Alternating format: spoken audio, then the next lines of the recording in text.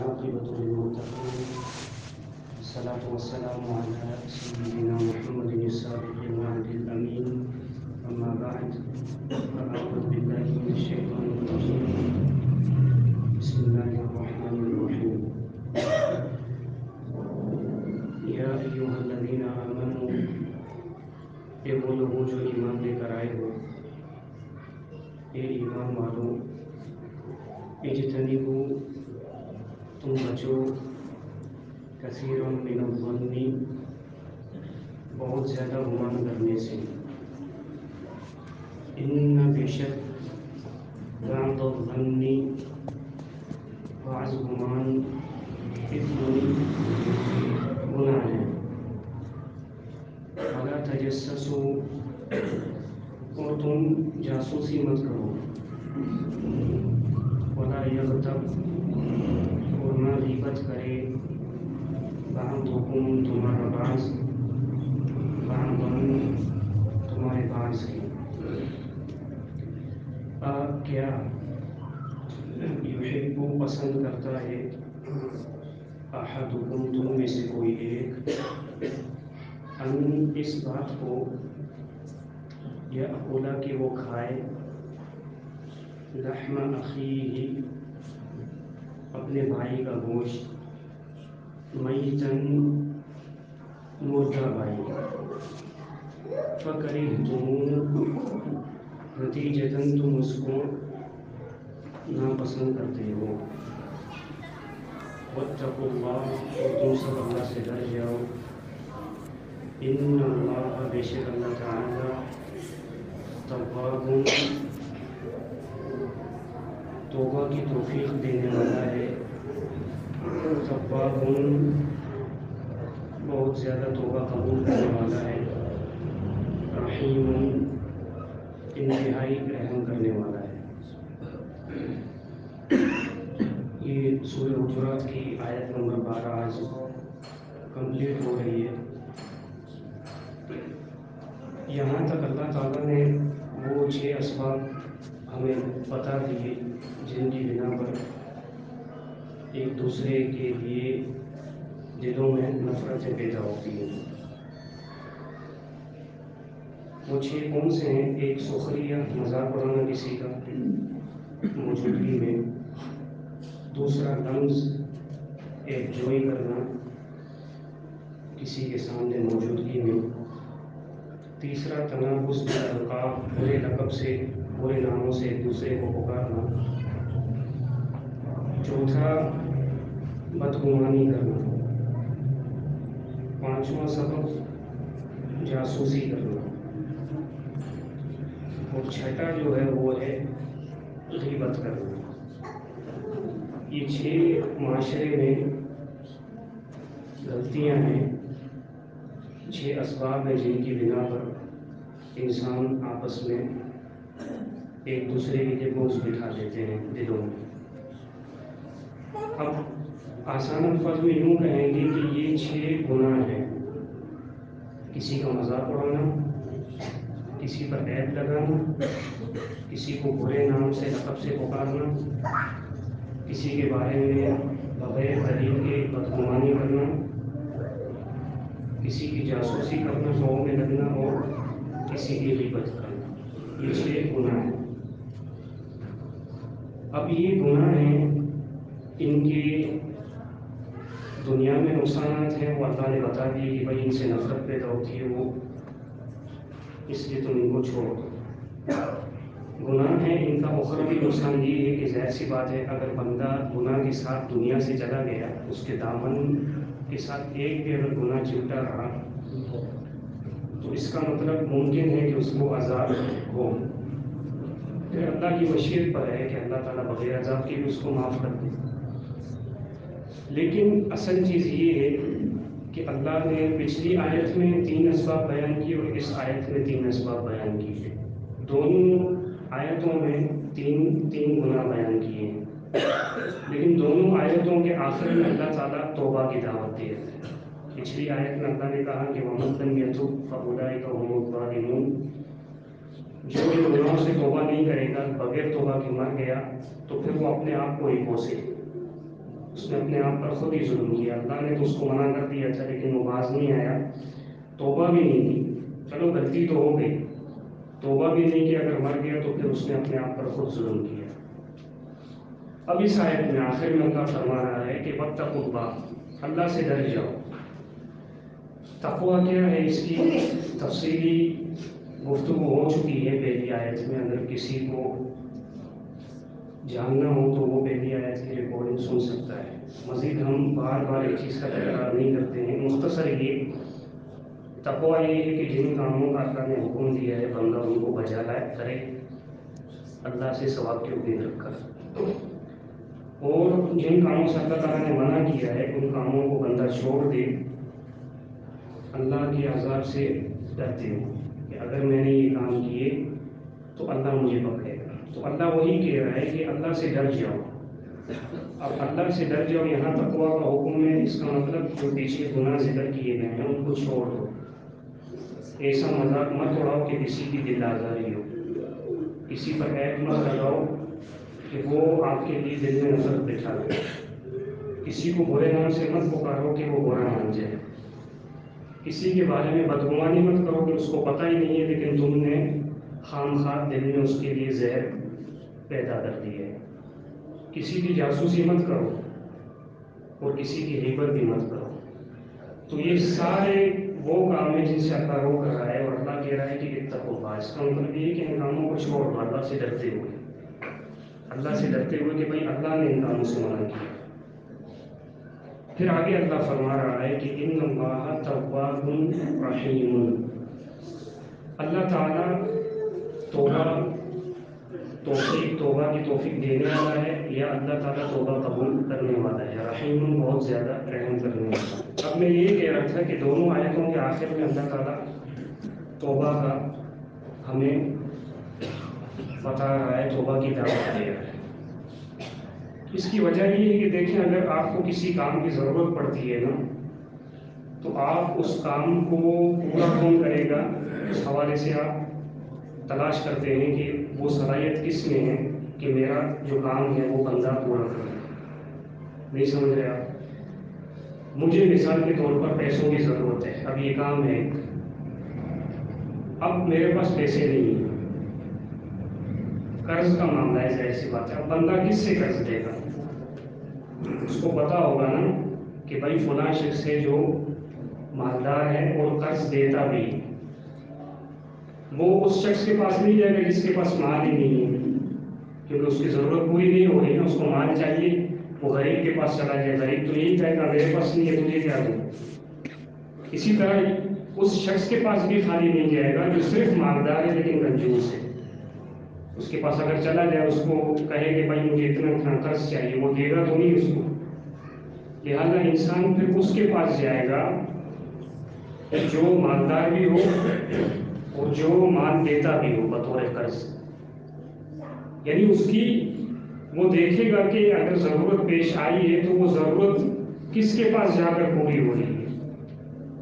اب جس کے پاس وہ جا رہا ہے کہ یہ بندہ ہے, یہ قرض بھی دیتا ہے, مالدار بھی ہے, اس کا مطلب اس کا تعارف ہے نا, اس کو جانتا ہے, یا تو پرسنلی طور پر جانتا ہے یا معاشرے میں وہ سامنے والا مشہور ہے لوگوں کے نزدیک, اس لیے جانتا ہے. خلاصہ یہ ہے کہ ایک تعارف موجود ہے.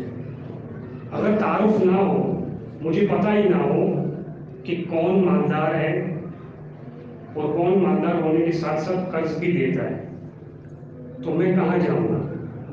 میں ایک سوال کر رہا ہوں آپ کے سامنے. اگر مجھے ضرورت ہو مال کی, مجھے پتہ ہی نہ ہو کہ مالدار کون ہے, اور اس کے ساتھ ساتھ یہ بھی نہ پتہ ہو کہ مالدار ہونے کے ساتھ ساتھ قرض کون دیتا ہے, تو میں کہاں جاؤں گا؟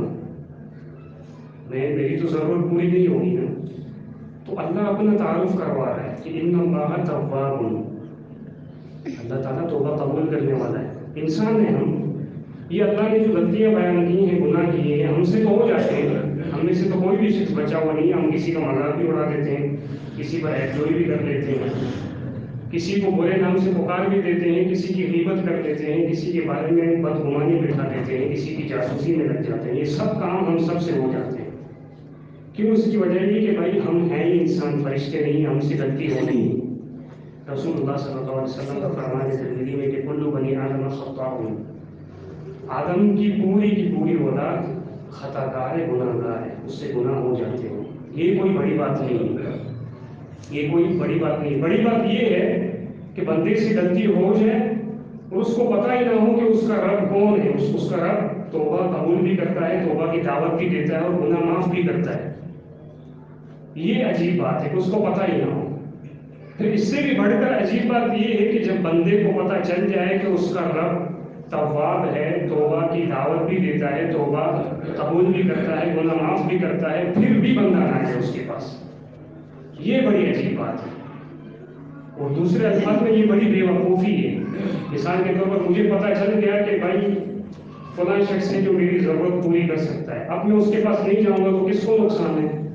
مجھے ہی نقصان ہے کہ میں مر جاؤں گا، بھوکا ہوں گا. ایسی بات ہے، پیسے نہیں ہے کھانے کو یا میری جو ضروریات ہیں وہ پوری نہیں ہو رہی تو میں نقصان میں چلا جاؤں گا. مجھے خود کو نقصان ہے، اس کو نقصان نہیں ہے. اس کے پاس تو دوسرا آئے گا، وہ اس کی بھی مدد کر دے گا، تیسرا آئے گا، اس کو بھی وہ نواز دے گا. تو اللہ ہماری توبہ کا وہ نہیں ہے کہ اس کو ضرورت نہیں ہے کہ ہم آئیں اس کے پاس گر گرائیں، بلکہ ہمیں ضرورت ہے. اللہ تعالیٰ تو بے پرواہ ہے. ہم اگر سب کے سب گناہ گار بن جائیں تو اللہ کی بادشاہت میں ذرہ برابر بھی کمی نہیں کر سکتے. ہم سب کے سب متقی بن جائیں، اللہ کے سامنے نیک بن جائیں، گر گرانے والے بن جائیں، تو ہم اللہ کی بادشاہت میں کوئی اضافہ نہیں کرتے، کیونکہ اس کی بادشاہت ہے ہی مکمل، اس میں کمی نہیں ہے. عجیب بات یہ ہے کہ جب بندے کے سامنے تعارف ہو جائے کہ اللہ کون ہے، پھر بھی وہ اپنی ضروریات لے کر نہ جائے تو یہ بڑی بے وقوفی ہے. تو اللہ اپنا تعارف ہی دے رہا ہے کہ بھائی پیچھے تو جو گناہ ذکر ہوئے ہیں وہ تو ہونے ہیں تم سے، لیکن ایک ایکسٹرا چیز یہ لے لو کہ میں تواب ہوں. ان اللہ، بے شک اللہ تعالیٰ تواب ہے. تواب کا کیا معنی ہے؟ تواب کے دو معنی ہیں، اس لیے میں نے ترجمے 2 مرتبہ کیے ہیں اس کے. تواب کا معنی اللہ تعالیٰ کے حق میں ایک یہ ہے کہ اللہ تعالیٰ تواب بندوں کو توبہ کی توفیق دینے والا ہے. دوسرا تواب کا معنی ہے کہ اللہ تعالیٰ بندوں کی توبہ قبول کرنے والا ہے. یہ اللہ تعالیٰ کی بڑی رحمت ہے. بندے کی توبہ سے پہلے بھی اللہ ہے، بندے کی توبہ کے بعد بھی اللہ کی ضرورت ہے. کس طرح؟ بندہ اس وقت تک توبہ نہیں کر سکتا جب تک اللہ توبہ کی توفیق نہ دے. بندہ توبہ کا محتاج ہے، اللہ تعالیٰ سے طلب کرے گی اللہ ہمیں خالص توبہ کرنے کی توفیق عطا فرما. بندہ اگر توبہ کر لے مثال کے طور پر، اس کو اللہ نے توفیق دے دی، پھر بھی اللہ کا محتاج ہے کہ جب تک اللہ قبول نہیں کرے گا اس کے گناہ تو اس کے سر پر ہی بوجھ بن کر ہیں. تو اللہ تعالیٰ تواب توبہ کی توفیق دیتا بھی ہے. پھر جب بندہ توبہ کرتا ہے تو اللہ تعالیٰ تواب توبہ قبول بھی کرتا ہے. اللہ تعالیٰ کیسے توبہ کی توفیق دیتا ہے؟ کسی بھی طریقے سے دے سکتا ہے. مثال کے طور پر ایک شخص ہے، اس کے ساتھ کبھی کبھی کوئی حادثہ پیش آ جاتا ہے، کسی بھی صورت میں مالی طور پر نقصان ہو گیا، جانی طور پر نقصان ہو گیا، اس کو خود کو یا اس کا کوئی عزیز چلا گیا.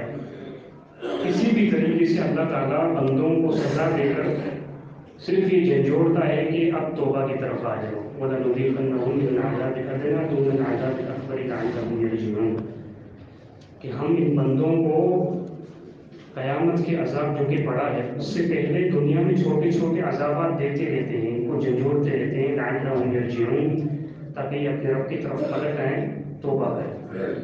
کبھی کبھی حادثہ آ جاتا ہے انسان کے ساتھ، تو یہ اللہ کی توفیق کا ایک مظہر ہے کہ بندہ اس حادثے میں آ کر لاچار ہو جاتا ہے، پھر اللہ کی طرف دوڑتا ہے. یہ توبہ کی توفیق کا انداز ہے. دوسرا توفیق کا جو انداز ہے توبہ کی توفیق، یہ بڑا ہی عجیب انداز ہے. کبھی کبھی انسان بیٹھا ہوتا ہے، اس کو پتہ نہیں ہوتا، اپنی دھن میں بیٹھا ہوا اکیلا. کبھی آپ نے محسوس کیا ہوگا کہ ایک عجیب سی غمی طاری ہو جاتی ہے ہم پر. ہم بیٹھے ہوتے ہیں، کچھ ہوتا نہیں ہے، کچھ بھی نہیں ہوتا، ہم صحیح سادے میں، لیکن بلا وجہ ایک طبیعت میں بوجھ محسوس ہوتا ہے، ایک غم سا محسوس ہوتا ہے. پھر اس غم میں آرام سے آنکھیں نم ہو جاتی ہیں، بندہ رونا شروع کر دیتا ہے.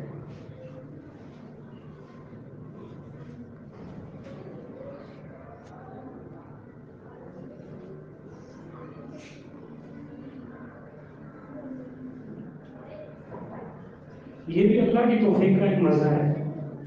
انسان کو پتہ نہیں ہوتا، وہ بیٹھا ہوا ہے، بلا وجہ آنکھوں سے آنسو ہے. پھر ضرورت صرف اتنی ہوتی ہے کہ وہ زبان سے دو کلمے نکالے، یا اللہ مجھے معاف کر دے. اللہ تعالیٰ اس انتظار میں ہے کہ وہ بندے کو معاف کر دے. اللہ تعالیٰ کا فرمان ہے وَاللَّهُ يُرِيدُ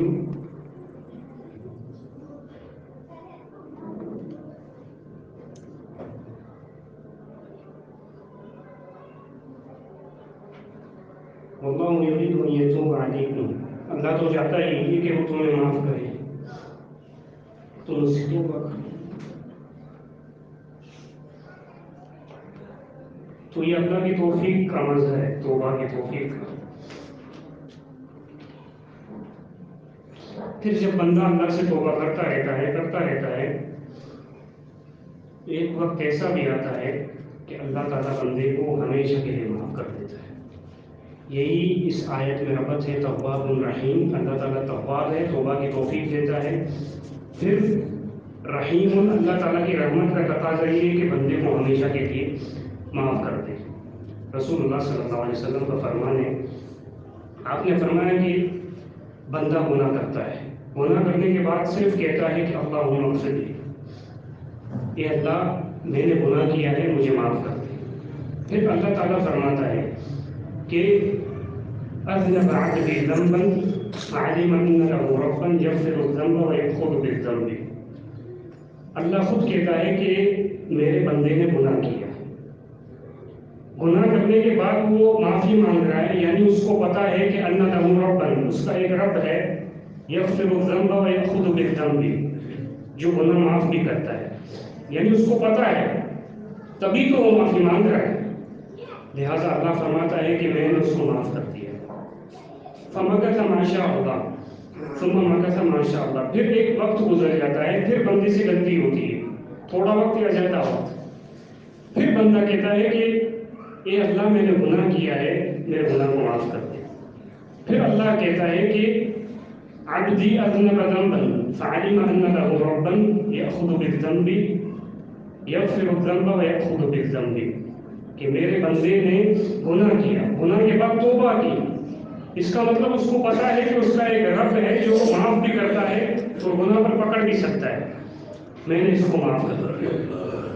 پھر ایک وقت گزرتا ہے، پھر بندہ غلطی کرتا ہے، پھر بندہ وہی کہتا ہے کہ اللہ میں نے گناہ کیا، مجھے معاف کر دے. پھر اللہ کہتا ہے کہ میرے بندے نے گناہ کیا، اس کو پتا ہے کہ اس کا رب ہے جو اس کو معاف بھی کر سکتا ہے، اس کو پکڑ بھی سکتا ہے. تیسری بار اللہ کہتا ہے کہ اب میں نے اس کو ہمیشہ کے لیے معاف کر دیا، اب جو بھی چاہیے عمل کرے. یہ اللہ تعالیٰ کی رحمت ہے اس کے تواب ہونے کے ساتھ، کہ اللہ تعالیٰ تواب ہے، بندوں کو گناہ کے بعد گناہوں کی توفیق بھی دیتا ہے. پھر جب بندہ توبہ کر لیتا ہے تو اللہ تعالیٰ رحیم، اللہ کی رحمت کا تقاضا یہی ہے کہ اب اس بندے کے گناہ کو معاف کرے اور قیامت کے دن اس بندے کو عذاب سے دوچار نہ کرے. تو یہ ان دونوں اللہ تعالیٰ کے ناموں میں ربط ہے. اللہ تعالیٰ کی یہ صفت ہے کہ اللہ تعالیٰ تواب بھی ہے، بندوں کو توبہ کی توفیق بھی دیتا ہے، اور اللہ تعالیٰ تواب ہے، بندوں کی توبہ کو قبول بھی کرتا ہے. اور رحیم، اللہ تعالیٰ رحیم میں رحم کرنے والا ہے کہ اس کی رحمت کا تقاضا یہ ہے کہ جب وہ کسی بندے کو گناہ کے بعد توبہ کی توفیق دے دے تو اس کی رحمت کا تقاضا یہ ہے کہ وہ توبہ قبول کرتا ہے. اور اس کی رحمت کا تقاضا یہ ہے کہ ایک مرتبہ بندے نے توبہ کر لی تو پھر دوبارہ کبھی بھی اللہ تعالیٰ اس بندے کو اس گناہ پر پکڑتا نہیں، عذاب نہیں دیتا. تو یہ جتنے بھی اسباب اللہ نے بیان کیے ہیں، ہم سے ہو جاتے ہیں گناہ انسان ہونے کے ناطے، لیکن یہ بڑی بات نہیں ہے. بڑی بات یہ ہے کہ اگر ہم نے یہ پہچان لیا کہ اللہ معاف کرتا ہے، پھر بھی ہم اگر توبہ نہیں کرتے، باز نہیں آتے ان غلطیوں سے، تو یہ بڑی بے وقوفی ہے. اللہ تعالیٰ سے دعا ہے کہ اللہ تعالیٰ ہمیں ان باتوں کو سمجھنے کی توفیق عطا فرمائے. وآخر دعوانا الحمدللہ رب العالمین. اس ویڈیو کو زیادہ سے زیادہ شیئر کیجیے اور ہمارے چینل سبحانی مسجد لیاری کو سبسکرائب کیجیے اور صدقہ جاریہ کے مستحق بنیے. جزاکم اللہ خیرا کثیرا فی الدنیا والآخرہ.